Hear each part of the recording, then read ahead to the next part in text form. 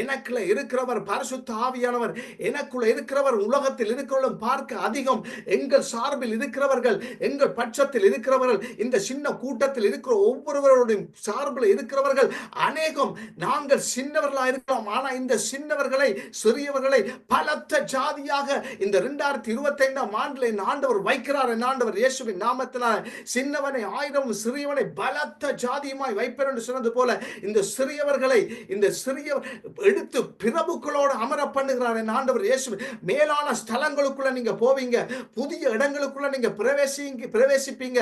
ஒரு எக்ஸிபிஷன் பார்க்கிறது போல இருக்கும் உங்களுடைய வாழ்க்கை நடத்த போறீங்க. பாத்தீங்க, ஒரு பொருட்காட்சி சாலைக்குள்ள போய் என்றால் ஒவ்வொரு காரியம் உங்களுக்கு புதுசாக இருக்கும். ஒரு கண்காட்சி நான் பார்க்கிறது போல இருக்கும். ஆனால் அது உங்களுடைய வாழ்க்கை பிரயாணம், அது உங்களுடைய வாழ்க்கையில் தரப்போற ஆண்டவர், அது உங்களுடைய வாழ்க்கையில் வரப்போற புதிய வாய்ப்புகள், புதிய ஆசீர்வாதங்கள், புதிய தொழில்கள்,